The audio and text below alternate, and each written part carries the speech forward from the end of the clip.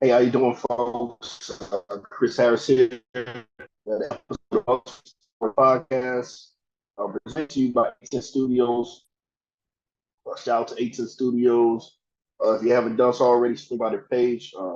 Check out all the great content. Like, share, subscribe, inquire about some of their services that they offer. Once again, 18 Studios, Mr. Tamika Robinson. Appreciate everything you guys do. Thank y'all for joining me today. This is your play for all your local sports football talk. Today we'll be wrapping up my team preview series for the last month, a little over a month. Been breaking down all the teams that I'll be covering this year. Uh, got a great episode for y'all today. Two more great programs to talk about. Today we'll be talking about the Clinton Dark Horses, hometown team, and my one and only South Carolina team, the Marlboro County Bulldogs. So appreciate all y'all joining me today. Without that being said, we'll go ahead and get started. So football season is right around the corner, man. We are literally weeks away from first practices starting off, and almost basically a month away from week one. So definitely really excited. So we'll start off today with the Clinton Dark Horses. Stuff together here.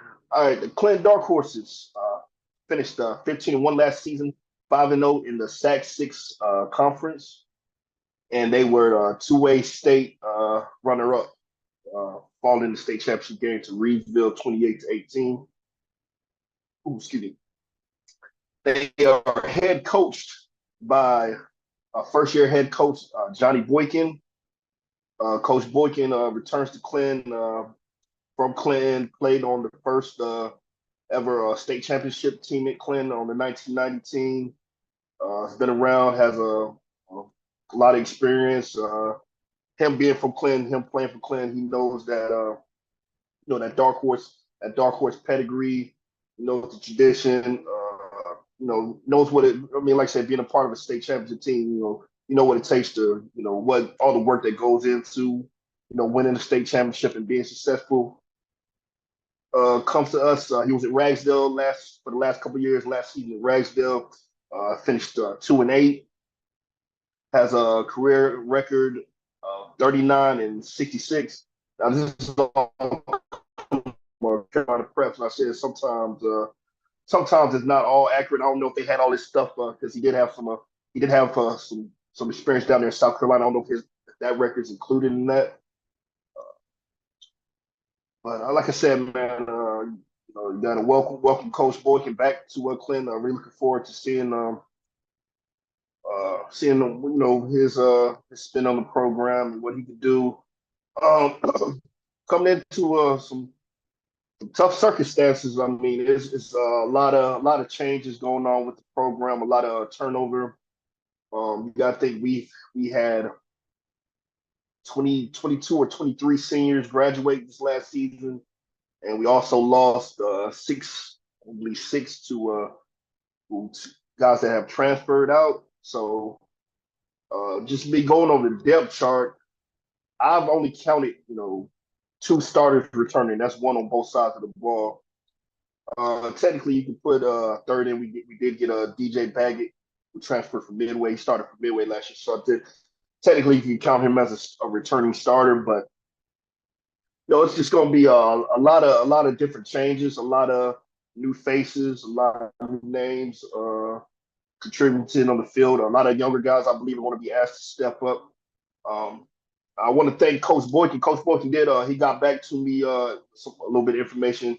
He really didn't have much to offer. He said he's still trying to, really fill out the team. Said he'll know a lot more once they get get into practice and stuff. And so a lot of the stuff I'm talking about today, as far as playing goes, don't take it to heart because this is basically my opinion from what I observed with the team. The guys that I know of coming up from JV and some of the guys that we're returning. So if I mention the kid name and say, hey, I believe he's going to be at this spot, don't take that, to heart because, like I said, the coach is still filling the team out. And like I said, he really couldn't provide me too much information as far as who's going to be where, and so like I said, just take it with a grain of salt. Um, we'll start off with the quarterback position.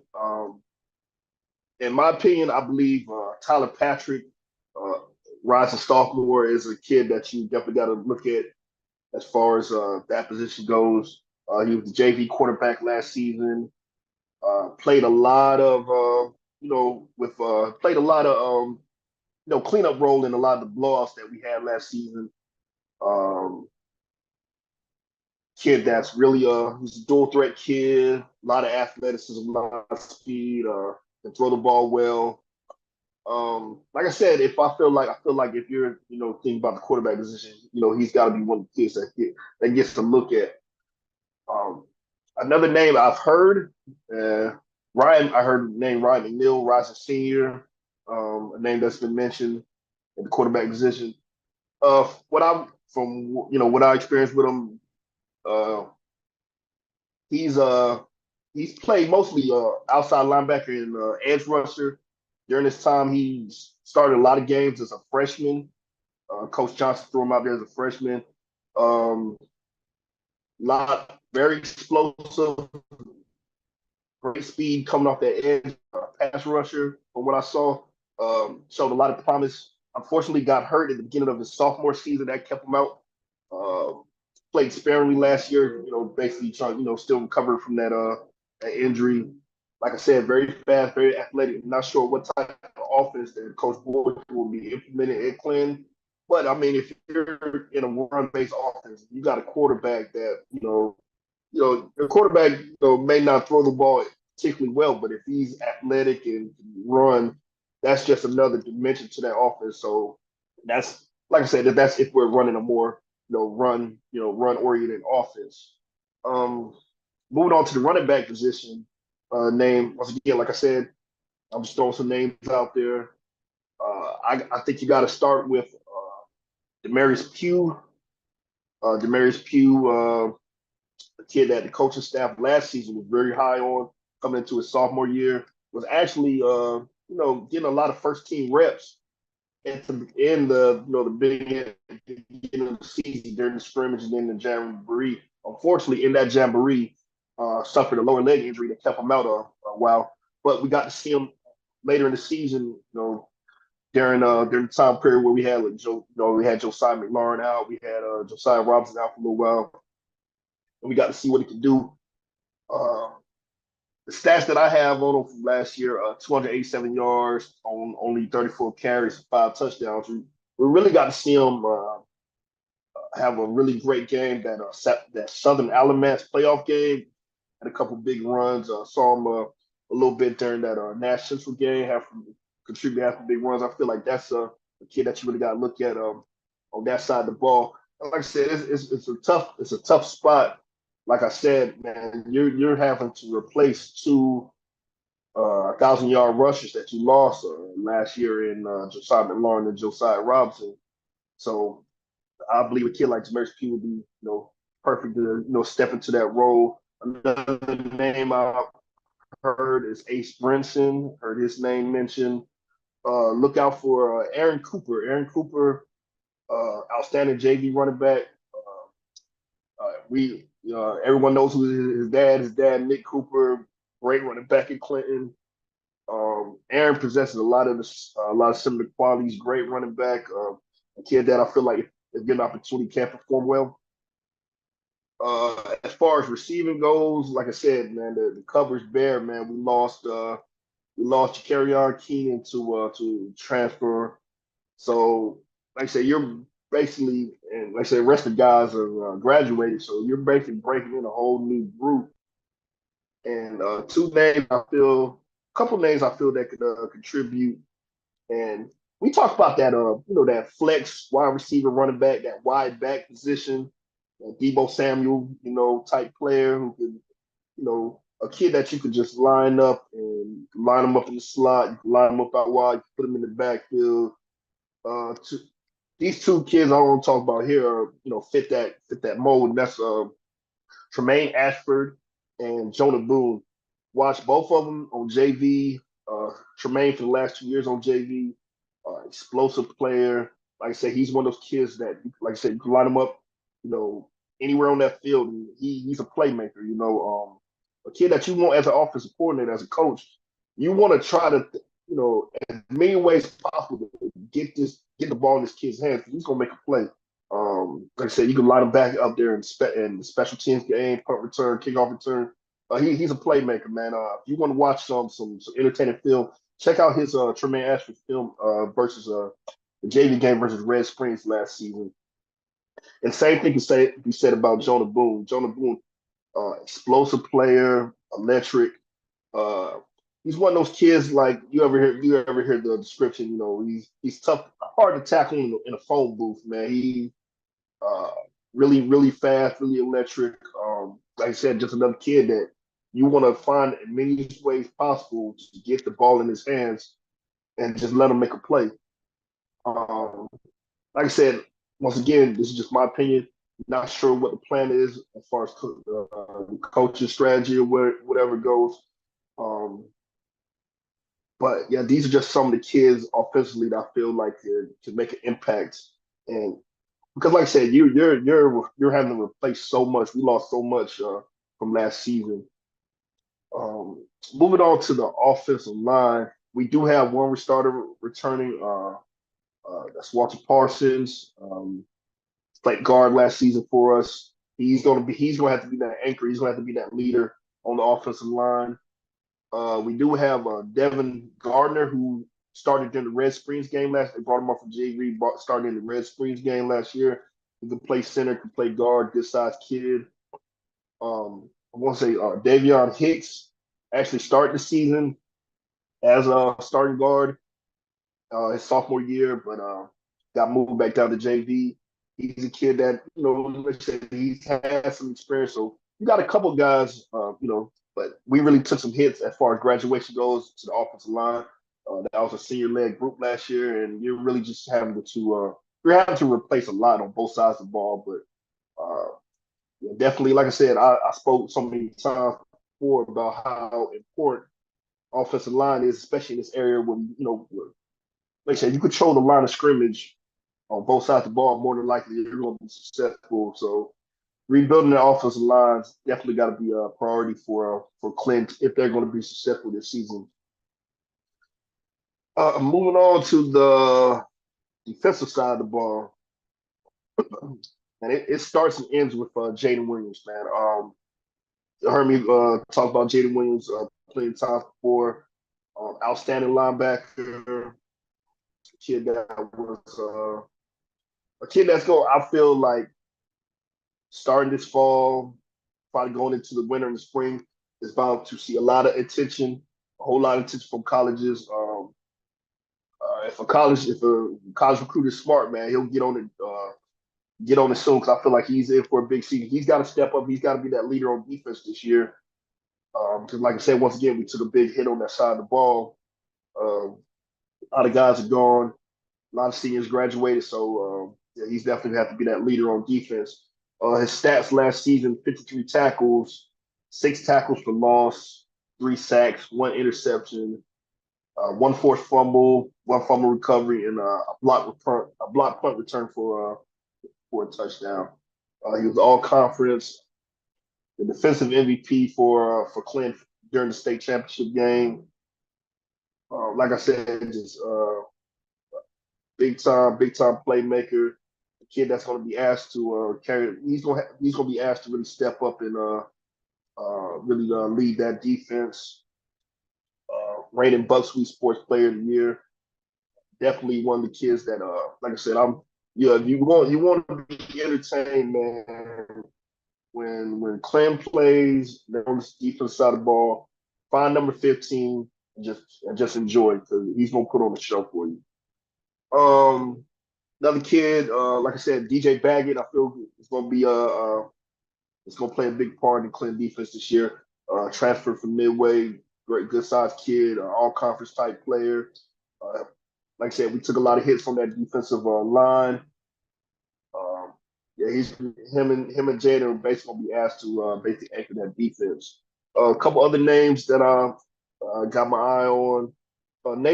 Nate linebackers Nathan Barden and Ace Brinson. Already talked about Ace being mentioned as a possible running back, but Nathan Barden and Ace, two kids that I always noticed when they served in reserve roles last season, basically coming in once in these blowouts.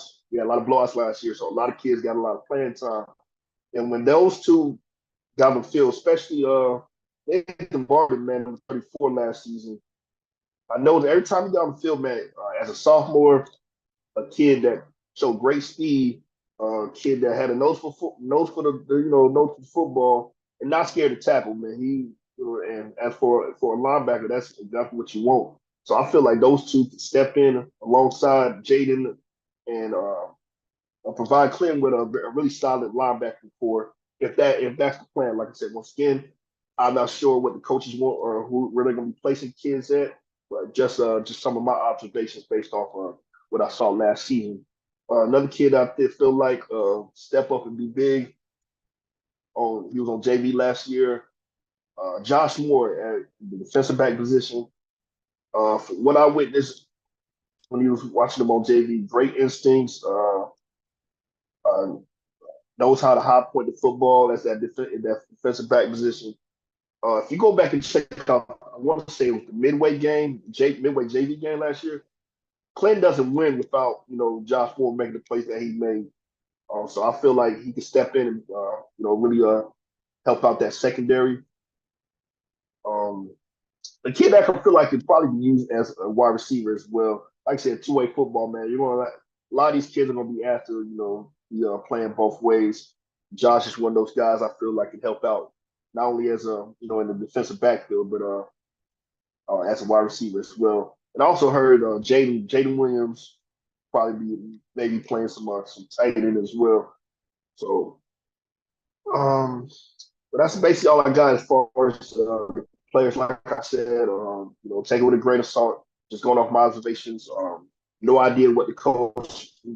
I may have said one thing, they may do something completely different. So, don't take my word as gospel up here. I'm just looking at my observations from what I saw last season. But Clinton is a team that's like I said, it's a period of really a period of change. You got a new coach and a lot of players to replace. As fans, I preach patience because we play a tough non-conference schedule, and I feel like I really feel like we may have struggle a little bit earlier on. I mean, it is what it is. I feel like it's a team that's going to take their lumps early on in the season, and hopefully, those young guys get confidence, the experience gets up, the chemistry gets up, and by the time we roll into conference play, it's starting to click on all cylinders. So, like I said, be patient. Be supportive. Like I said, it's going to be night and day. As far as from this season to as far as last season, this season goes. But just a couple of games that I pointed out that were definitely must see games as far as Clinton is concerned. August 30th versus Wallace. That's clean, good old fashioned hate, man. Big time rivalry game. That's a game that as a player you want to win, as a fan you want to win. Playing down in the dog pound this season. Wallace, took one on the lip, took one on the chin last year from us. They're going to be looking for some payback. A game where you throw the records out. This is a game where a lot of times you'll bring the best out of the kids. And these kids want to win this game, man. This is a big time game. So definitely checking that one out. October 4th versus Midway. I spoke about it before. Since Clinton and Midway have joined conference and the conference foes, that's been a really heated rivalry game. Those Midway folks, they want to beat Clinton. They want to beat us.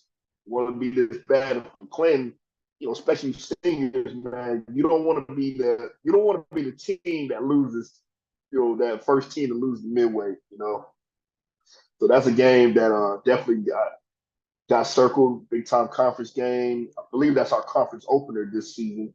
So definitely want to watch. October 18th versus Red Springs. I talked about Red Springs earlier. A team that feels like it's on the come up. That's a game where, like I said, you're going to be tested. You got a lot of great athletes on the Red Springs side of the ball. That's going to be a game that has heavy conference implications as far as the conference championship goes. So definitely one to watch. And of course, October 25th versus St. Paul's. This game has basically decided SAC 6 conference championship for the last 3 years. And I believe this year will be no different. I feel like that's a game where, like I said, I feel like Clemson's going to take some lumps early on, but if they can get it together, I feel like we will be in position to challenge for a conference championship. And October 25th, that's one you got to watch versus St. Paul's. St. Paul's, I believe, is going to have a really solid team this season. So that's going to be a great test. And like I said, heavy conference championship implications, playoff seed implications. So that's going to be definitely one to watch. But that's all I got on the Clinton Dark Horses. Like I said, man, team that going through a lot of transitional period. I don't like to say rebuilding year, but quite frankly, that's what it is. I feel like the strength of the team is your sophomore and your junior class. So some of these kids may need to get thrown out there into the fire. And like I said, we'll take our lumps early, but they're going to grow. That experience is going to take over. That chemistry is going to get better. I said maybe like I said, it's not fair to compare it to last year. But like I said, maybe a rougher season. But I feel like in the long run, it's going to pay off. I feel like in 2025, I know with their realignment and everything, it's a lot of things are going to change. But I feel like you're going to be looking at a much stronger Clinton Dark Horse team in 2025. So, like I said, if you're going to get us, get us this year, because I think going forward, it's going to be business as usual when it comes to Clinton Dark Horse football. Okay, moving on. I'm gonna do a little quick transition here. We're gonna switch over to Marlboro County. And I'm gonna try something new here. Give me 1 second. Bear with me 1 second. All right. Now, tell me that's not a beautiful stadium, man. I'm uh, definitely can't wait to catch a game in their stadium, man. Moving on to the Marlboro County Bulldogs, my only South Carolina team. Um, when Corey Johnson, the staff got the job. Uh, him and Ryan both came to me and asked me to continue to give coverage. And like I said, those two guys helped me out so much this past season. As far as my doing this starting up this podcast goes, that I couldn't say no. So definitely looking forward to covering the Marlboro County Bulldogs this upcoming season. Like I said, I'm still learning a lot about South Carolina football. I mean, so if I'm not all my information isn't up to par, like some of your other podcasts up down there. I apologize. Like I said, I'm still learning. I've been strictly in a North Carolina bubble, but definitely looking forward to learning more about South Carolina and who the big players are down there. But we'll go ahead and get started for Marlboro County. Marlboro County last season finished 3-7, 1-4 in the uh, 3A Region 6. Their head coach now by Corey Johnson. This is his first season. Uh, Last year he was at Clinton, had a 15-1 record, made him to a state championship appearance. Has a 61-12 career record. And like I said, one thing I can say about Coach Johnson, man, definitely, like I said, Marlboro County's got a gift, man, a guy that's really going to, pour into the community, pour into the youth. I'm sure, all y'all down there have already kind of witnessed some of the stuff that they've been doing with the youth football camps and the combines. And like I said, one thing I can always say, man, that like him and his staff they're gonna work in the best favor for these kids. Uh, I didn't want to really harp on it too much, but I just like I said, it still leaves a bad taste in my mouth. Um, the way everything went down in Clinton, especially that last week.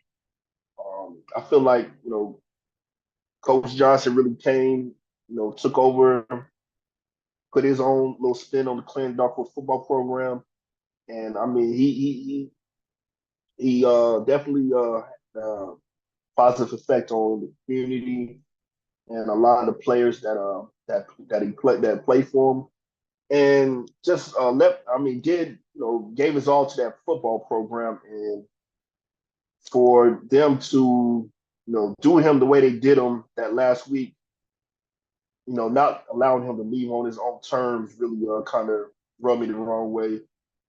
Um, like I said, someone that gave that much to that football program, it didn't deserve that, man. At least it should have been given the opportunity to, talk to his kids, address his kids, and leave the right way, man. I mean, if y'all had disagreements, whatever, but at the end of the day, you got to look back and look at what this man gave to, the program. Like I said, it was from a football standpoint, it was a horrible decision by those involved in it in Clinton, and I believe anybody that had a hand in that really should be in the position that they are in, whether it's athletic director, school board, booster club, uh, should step down because that was a horrible, from a football standpoint, that was a horrible decision. So, just wanted to get that out there, but go ahead and start breaking down some of the players, top players for Marlboro County this season. Starting quarterback position, Darian Blackwell, rising senior, 1,812 yards passing last year, 25 touchdowns, 1 interception. That was Clinton. He has transferred to Marlboro County. Stats may be slightly off. I feel like I don't think they have the state championship stats or I won't say the last two playoff games included in that, but Nadarian, great quarterback, athletic, dual threat kid, great decision maker, efficient. Like I said, you have that touchdown to interception ratio. That just shows that he's making the right decisions and he's efficient with his throws and taking care of the football. Moving on to the running back position, we'll talk about Josiah Robinson, 1,087 yards rushing last year, 107 receiving yards, 16 total touchdowns, 14 rushing, 2 receiving. He was at Clinton last year, transferred to Marlboro County. Was our offensive MVP during the state championship game. Was a great running back, great speed, great vision. Um, if I had to pick a pro player that reminds you, he's like a Nick Chubb, man. When he gets in the open field, once he gets past those linebackers, man, go ahead and put 6 on the board. Great player. Definitely looking forward to what he does this season. Moving on to the wide receiver, running back, that wide back position. Popular name I've heard from coaches and from fans is Justin Purvis. I don't have any stats from last season, but I see he has multiple offers, and I believe what their plan is they're going to use him a lot like they used Josiah McLaurin in Clinton the last 2 years. And for those who don't know, Josiah McLaurin, Maryland, he's at University of Maryland now. Like I said, he's one of those kids who line him in the slot, line him up wide, put him in the backfield. Like I said, you want to figure out as many ways possible to get that football in his hands and just let him make a play. And looking at from what I've seen with Justin Purvis, he's that type of player. So they definitely gonna be a fun watch to see what they do with him this season. On the offensive line, they coaches talked about Kid Dennis Turner, an offensive guard and offensive tackle, rising senior. That's one to look at for the offensive line. Defensively, coach pointed out Kelly Marcus, linebacker, Josiah Dwyer, defensive end. Josiah had 24 tackles, 8 tackles for loss, 5 sacks at Clinton last season. Another kid that transferred down to Marlboro County, had multiple D1 offers, currently committed to East Carolina University. And some two-way players that coach talked about. Speedy Outlaw, kid has tracks. Look, man, you don't get a nickname like Speedy without just being an absolute beast, man. Track speed, has multiple offers. Transfer from Southview. Don't have any stats on him, but like I said, another kid just like Justin Purvis, who they're gonna find ways to get him the ball, and he's also gonna help out on defense as well. But a kid with that type of speed, you can check out his tape on Southview last season. I mean, he's a killer, man. Definitely looking forward to. I mean, it's so many weapons offensively on this team that I'm really ready. I'm really ready to see how exactly they use some of these guys. And another one, Jakarion Keenan had 538 yards receiving last year, 8 touchdowns, 17 tackles, 5 tackles for loss, 4 interceptions, 1 forced fumble, 1 fumble recovery, 2 block punts, another kid with multiple D1 offers, currently committed to Rutgers, another kid that transferred from Clinton. Uh, Marlboro County fans are going to enjoy watching this kid. He can do it on both sides of the ball. Uh, Lockdown, defensive back, big time playmaker on the offensive side of the ball. Like I said, so many weapons on this offense. It's going to be a movie, man. Watching what this team does offensively. Definitely trending in the right direction. Coach is taking over a team that finished 3-7 last year. And like I said, I don't know much about Marlboro County as far as the history and stuff goes, but a team that it just seems like a school that really cares about their football. I've had a ton of Marlboro County fans follow the page, and anytime you post anything on Marlboro County, they're all over it. And they're in for a treat, man, this season. I feel like coach is really gonna get in there and put his mark on the program and really start to turn this thing around. Uh, like I said, after finishing 3-7 last year, I feel like they're definitely in for improvements. But some other stuff that coach mentioned, just offensive defensive talk. We stated that they will be an option-based offense, operating multiple formations. They want to be physical, option football team that utilizes play action to stretch the field horizontally and vertically. And they want to use RPO to put defenders in conflict. Defense, they'll be operating multiple fronts. They got a 3 principal approach, relentless pursuit to the ball, leverage the ball carrier, strike the ball carrier. Simple but effective. Special teams, so we have special players. We want to make game changes. We want to change the game.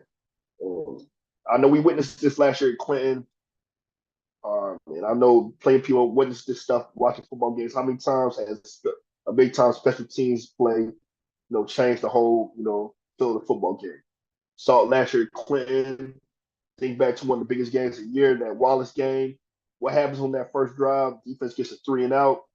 Wallace goes to punt, block punt, return for a touchdown, and everything just fell into place after that.